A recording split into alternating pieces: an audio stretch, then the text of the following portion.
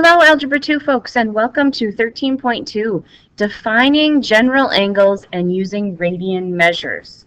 All right, you need your calculator and some notes and a pencil or a pen, and we'll get started. All right, here we go. So this needs to be written down in your notes. This is what we call angles in standard position. Each angle has an initial side and a terminal side. So if you look at this coordinate plane, you will notice that we have the x-axis, we have the y-axis, and right here is where we start 0 degrees. And when we go counterclockwise, that is how we measure our angles. So as we go counterclockwise, when we hit this point, we will be at 90 degrees. As we hit the other side of the x-axis, we are at 180. Back down to the y-axis, we're at 270, and back up, we're at 360. So counterclockwise is how we do positive angles. Now, the initial side of the angle is where we start. That's the 0 degrees. When we draw our angle, we draw a curve and we draw an arrow to our angle. So this would be maybe 110 degrees, maybe 120.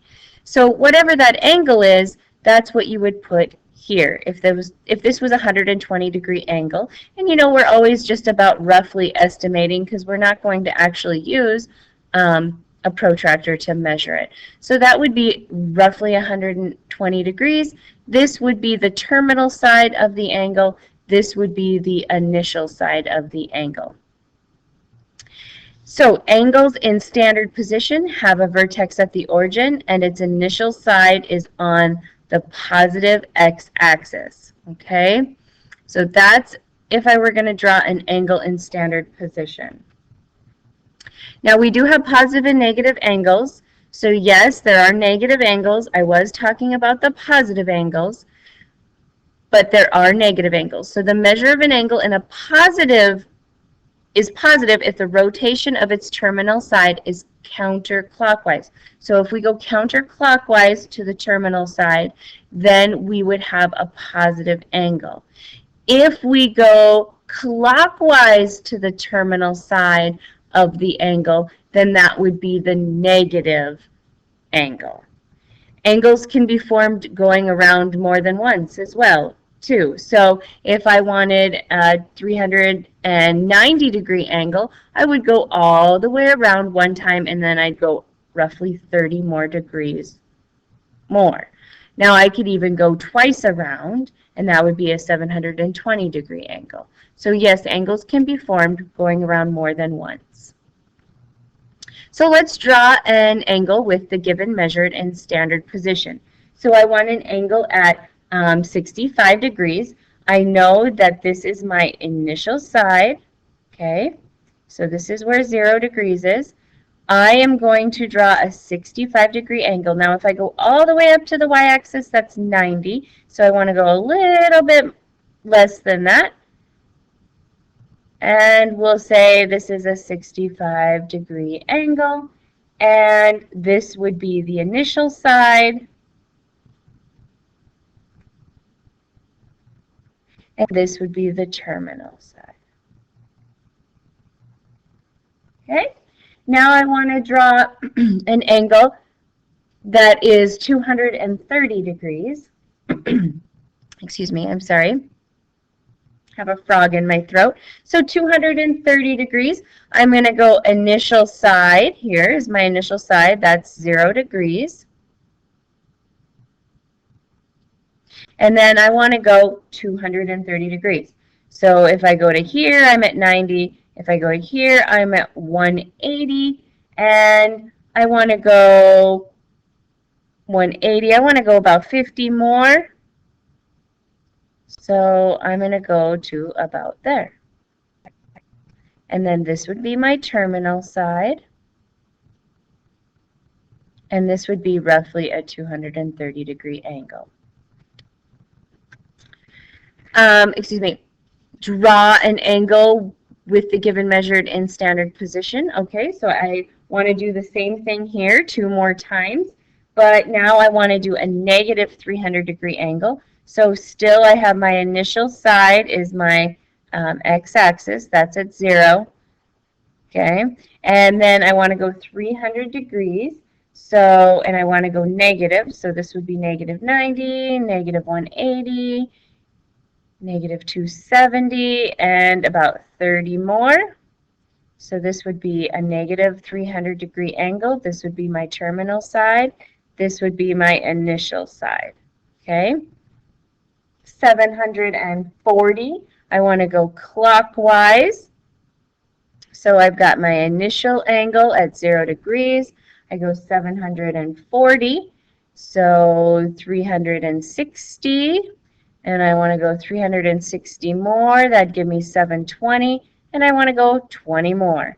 So 20 more puts me about right there. So I have a 740 degree angle. This would be my terminal side. This would be my initial side. All right, so those are some examples of drawing in standard position. I also want you to know that there's coterminal angles, angles whose terminal sides coincide. To find an angle, a coterminal with a given angle, you would add or subtract multiples of 360.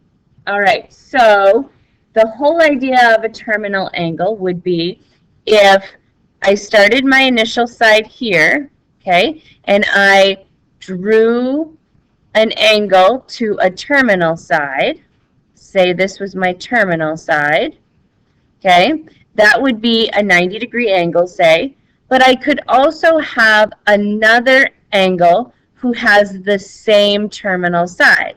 So I could draw all the way around and end there. So then that would be 360 more than what it originally was.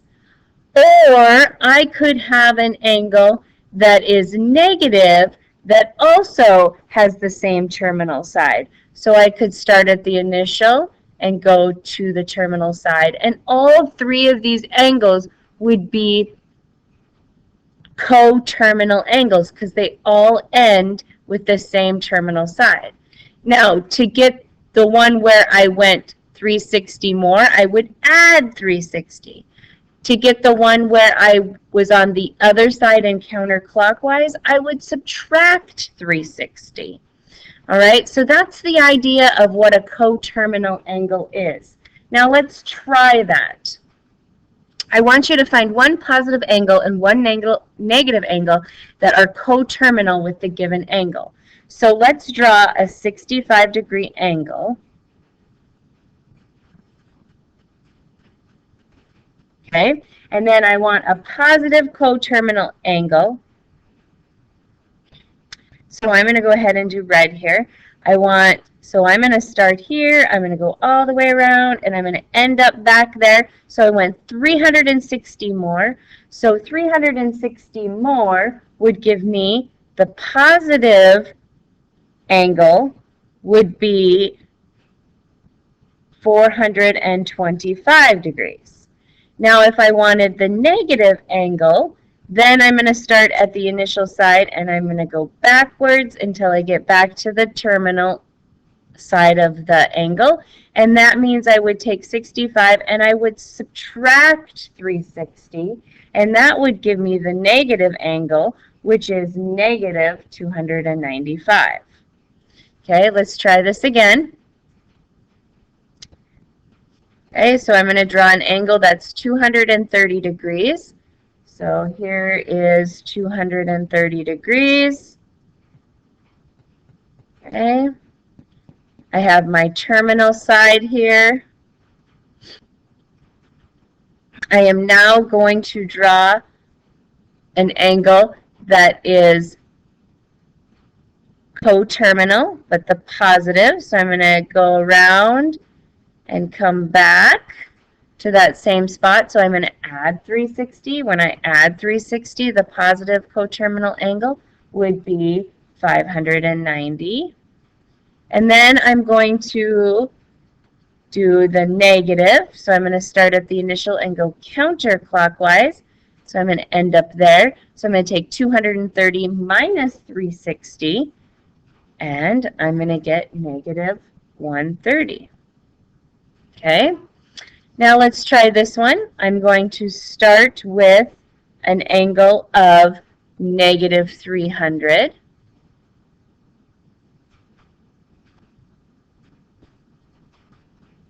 Okay, so this would be negative 300, and I want an angle that is a positive angle. So I would take negative 300 and add 360, and if I add 360, you'll notice that that makes 60 degrees, so a positive angle would be 360.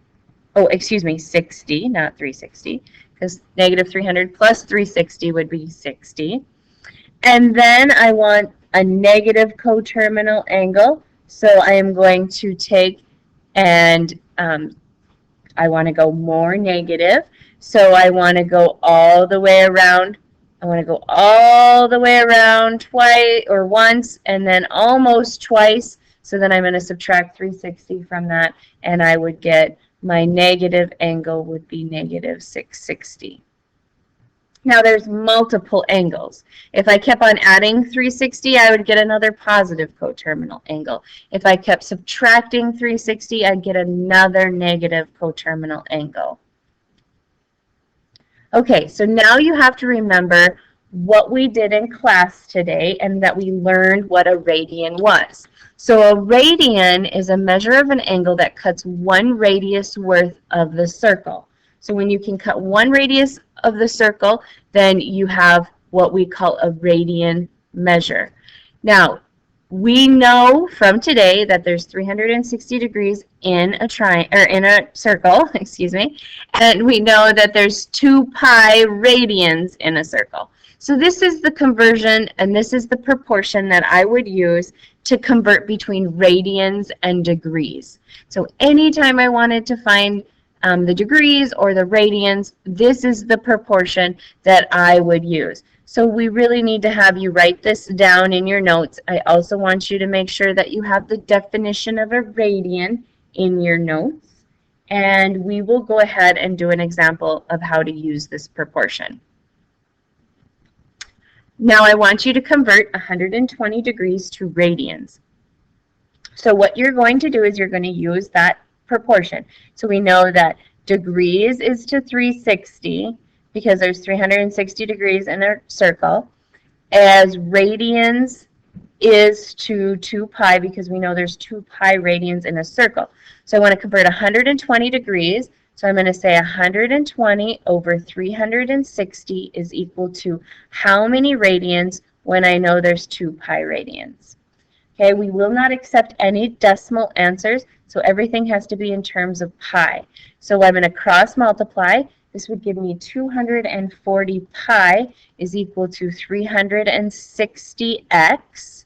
Cross multiply, and then I got to get x alone, so I'm going to divide both sides by 360.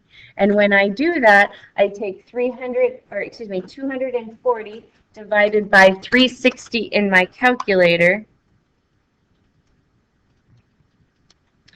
and I get 2/3 pi, because 240 divided by 360 reduces down to 2/3. I'm going to leave it as pi, and that's radians. Okay, so that is what 120 degrees is equal to, is 2 pi radians. All right, thank you for taking good notes, and we will be back to practice this in days to come.